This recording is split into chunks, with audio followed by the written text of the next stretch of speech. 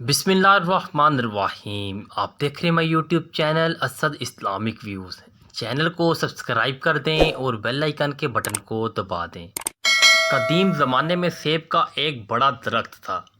اس درخت کے قریب ہی ایک چھوٹا لڑکا رہتا تھا۔ اس لڑکے کو روزانہ اس درخت کے پاس آنا اور کھیلنا اچھا لگتا تھا۔ وہ اس درخت کے اوپر چڑھ جاتا اور اس کے پھل توڑ توڑ کر کھاتا اور پھر اس کے سائے میں سو جاتا۔ وہ لڑکا اس درخت کو بہت چاہتا تھا اور اسی طرح اس درخت کو بھی اس لڑکے کے ساتھ کھیلنا اچھا لگتا تھا۔ وقت گزرتا رہا اور لڑکا بڑا ہو گیا۔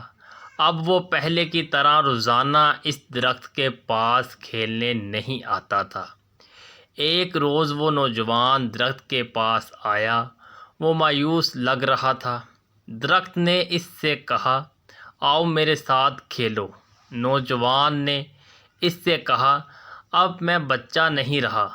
اب میں درختوں کے ارد گرد نہیں کھیلتا۔ مجھے کچھ کھلونے چاہیے اور انہیں خریدنے کے لیے پیسوں کی ضرورت ہے۔ اس وقت درخت نے کہا، مجھے افسوس ہے میرے پاس پیسے تو نہیں ہیں، لیکن میرے اوپر جو سیب لگے ہوئے ہیں تم انہیں توڑ کر بیچ سکتے ہو۔ اس کے بعد تمہارے پاس پیسہ آ جائے گا۔ نوجوان بہت خوش ہوا اور اس نے درخت کے سبھی سیب توڑے اور خوشی خوشی چلا گیا۔ سیب توڑنے کے بعد نوجوان واپس نہیں آیا تو درخت کو مایوسی ہوئی۔ ایک دن وہ نوجوان آیا۔ اب وہ جوان ہو چکا تھا۔ درخت بہت خوش ہوا۔ اس نے جوان سے کہا، آؤ میرے ساتھ کھیلو۔ حسب توقع اس نے انکار کر دیا۔ میرے پاس کھیلنے کا وقت نہیں ہے۔ میرے لیے ضروری ہے کہ میں اپنے کنبے کے لیے کام کروں۔ ہمیں رہنے کے لیے ایک مکان کی ضرورت ہے۔ کیا آپ میری مدد کر سکتے ہیں؟ درخت نے اس سے کہا، افسوس ہے کہ میرے پاس کوئی گھر نہیں ہے، پھر بھی اپنا گھر بنانے کے لیے تم میری ٹہنیاں کاٹ سکتے ہو۔ اس آدمی نے درخت کی ساری ٹہنیاں کاٹ لیں اور خوشی خوشی چلا گیا۔ اسے خوش دیکھ کر درخت خوش تھا، لیکن اس وقت کے بعد آدمی اس کے پاس واپس نہیں لوٹا تو درخت کو پھر سے تنہائی اور مایوسی کا احساس ہونے لگا۔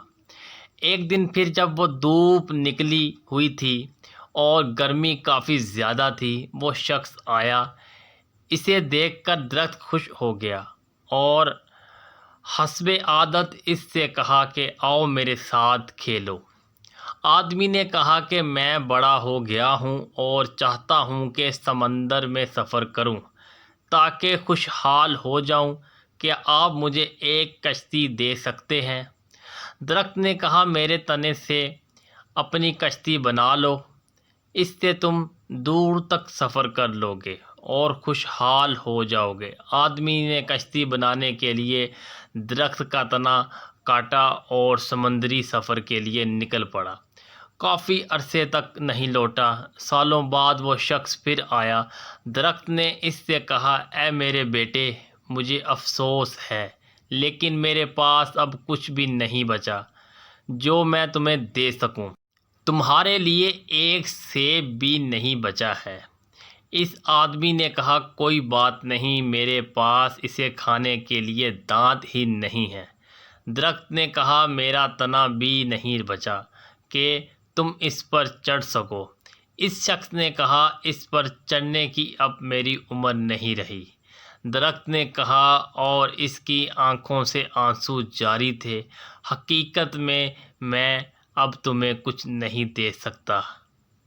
آخری چیز جو میرے پاس ہے وہ میری جڑیں ہیں۔ اس وقت اس آدمی نے کہا، اب مجھے زیادہ چیزوں کی ضرورت نہیں ہے۔ اب مجھے ایک ایسی جگہ چاہیے جہاں میں آرام کر سکوں۔ زندگی بھر کام کر کے میں تھک چکا ہوں۔ کی جڑ ٹیک لگانے اور آرام کرنے کے لیے سب سے بہتر جگہ ہے۔ تب درخت نے اس سے کہا، آؤ میرے پاس بیٹھو اور آرام کرو۔ آدمی بیٹھ گیا۔ درخت خوش تھا اور اس کی آنکھوں سے آنسو جاری تھے۔ وہ بچہ آپ خود ہیں اور سیب کا وہ درخت آپ کے والدین ہیں۔ نصیحت: درخت والدین کی طرح ہے۔ جب ہم بچے ہوتے ہیں تو ہمیں ان کے ساتھ کھیلنا اچھا لگتا ہے، اور جب ہم بڑے ہو جاتے ہیں تو ہم انہیں چھوڑ کر چلے جاتے ہیں اور اسی وقت واپس آتے ہیں جب ہمیں ان سے کوئی ضرورت ہوتی ہے۔ اور کچھ بھی ہو جائے، والدین کبھی بھی اپنی قیمتی سے قیمتی چیز اپنے بچوں کو دینے میں تردید نہیں کرتے، جو ان کی آنکھوں میں بچے ہی رہتے ہیں۔ اس پیغام کو دوسروں تک پہنچائیے تاکہ اللہ کسی کی زندگی کو آپ کے ذریعے بدل دے۔ اسد اسلامک ویوز چینل کو سبسکرائب کر دیں، بیل آئیکن کے بٹن کو دبا دیں۔ ملتے ہیں نیکسٹ ویڈیو نئے واقعات کے ساتھ۔ اپنا خیال رکھیے گا۔ اللہ نگہبان۔